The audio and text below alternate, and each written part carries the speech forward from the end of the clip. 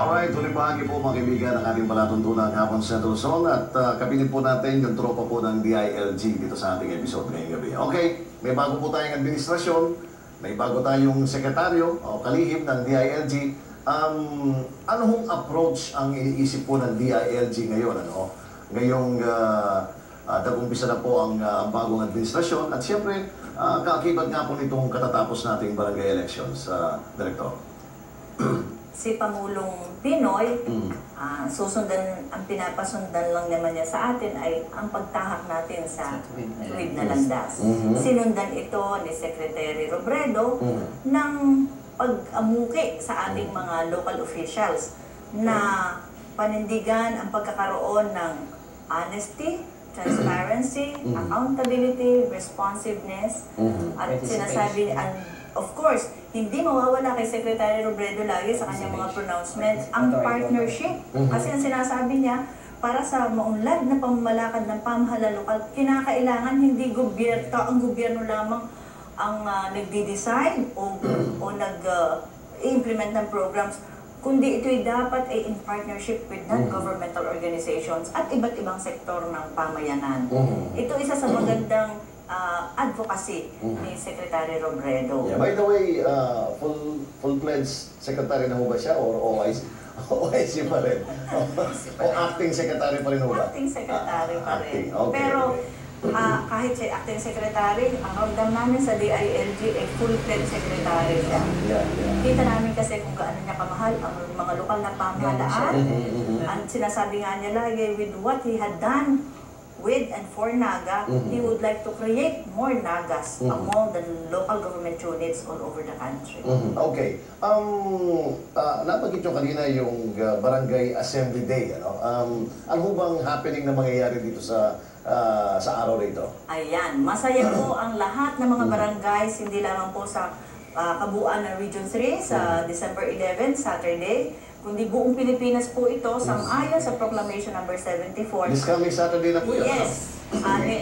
Sa Proclamation 74 ni Pangulong Pinoy, ang kanya pong itinatadhana dito, lahat ng mga barangay officials ay magdaos ng Barangay Assembly Day, kung saan, sabi nga nyo, ito bonggang-bongga dapat. Kasi ang mga barangay officials natin ay nararapat na maglahad ng mga pinag-uusapan natin kanina, ano ba yung financial status ng kanilang mga barangay. Ihaharap nila dapat parang ito sa na rin, ano? Yes, ihaharap nila sa kanilang mga constituents. Ikalawa, dapat maging forum ito o avenue ng sangguniang barangay, lalo na ni Kapitan, ano ba ang plano nila? Anong programa nila para sa susunod na 3 taon? May consultation. May dapat consultation. So, that is in consonance with the advocacy ni Pangulong Pinoy at maging ni Secretary Robredo, yung partnership at saka transparency.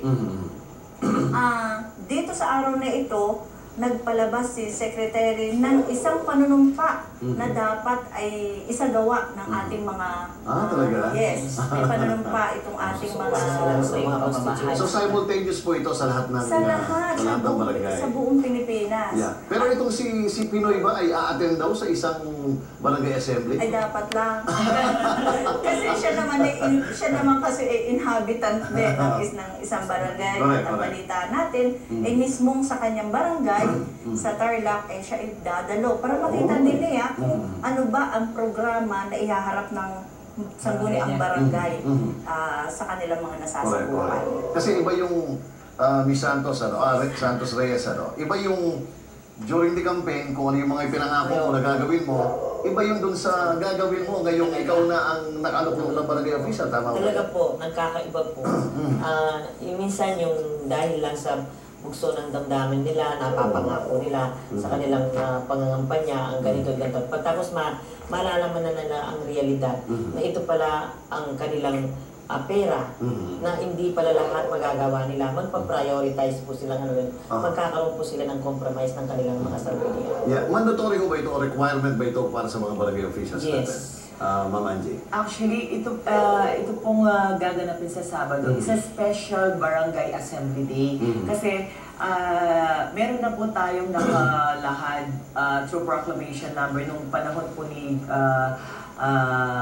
dating Pangulong Gloria Macapagal Arroyo na every last Saturday of March and third Saturday of October of each year, yun ang pagkoconduct po ng barangay assembly. Actually, ang pagkoconduct ng 2 barangay assembly sa isang taon ay nakalahad po sa local government po. Isa sa mga responsibilities ng mga barangay officials natin na humarap sa kanilang mga sinasakupan para nga mag-report sa kanilang mga accomplishments, tapos yung financial status ng barangay, tsaka yung state of development ng barangay. Okay, yung pagiging dapat na apolitical po ng mga barangays,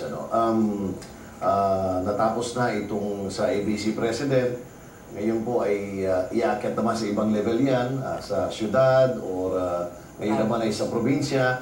Ano pong tagubilin niyo, Director? Kasi parang marami nagsasabi na cliché na lamang yung apolitical yung mga barangay, ganyan, hindi sila nakikilam, o yung mga local executives din natin, hindi sila nakikilam. Pero malayo po sa katotohanan nga tayo. Pero ano po ang dapat po nilang isa-isipin sa bagay na yan, Director?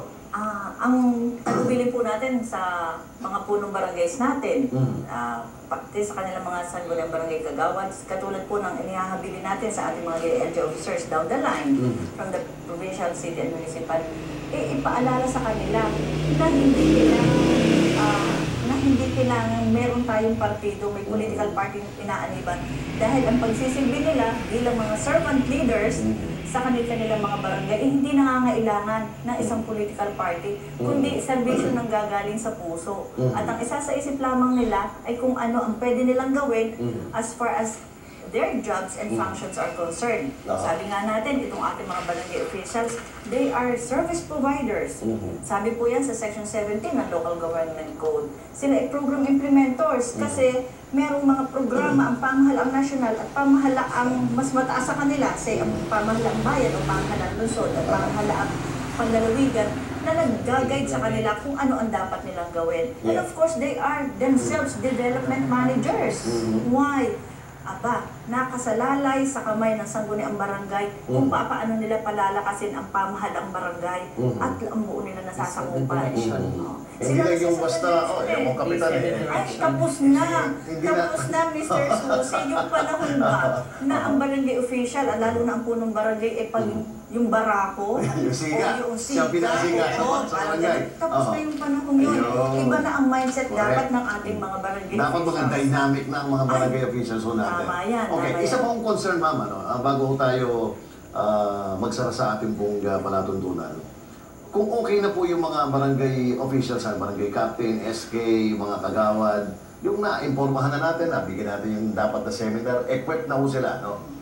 Kumisan ang hindi naman naaayon, ay mismo yung mga kabarangay natin, na hindi sila umaattend ng mga barangay assembly, hindi sila nakikipag-cooperate.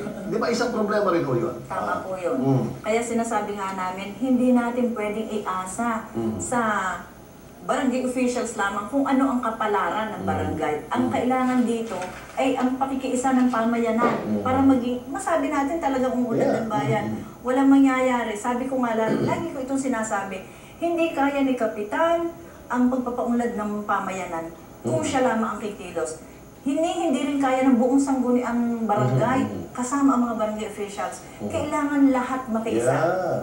Hindi lamang yung mga tambay dapat ang umaten ng assembly. Si doktor, si abogat, si attorney. Di ba? Kasi panahon si manager. Panahon na Mr. Susi kasi na ang bawat isa sa atin mag-share ng kanyang talento at kaalaman para sa ikakaunlad. Saka twice a year lang naman yun. Dito pa po tayo ng mga bahay natin at makialambo tayo. Tama yan. Okay, wala na po tayong oras, mga kaibigan, sa ating pong episode ngayong gabi. Bibigyan po natin ng sapat na panahon ng ating pong mga guests para po sa kanilang huling mensahe. Okay, si City Director Santos Reyes, ma'am, ang inyong pong mensahe. Sa mga natalakay po natin dito, yung mga dapat trabaho ng DILG at yung mga nagiging minsan issues sa ating mga barangay. Kami po sa DILG, palagi kami nandito para sa kanila. Sabi nga namin kung ano yung mga questions nila po, kung anong maitutulong namin. Hindi po sila, huwag po silang mag-atubili. Palagi, ready po kami. Okay.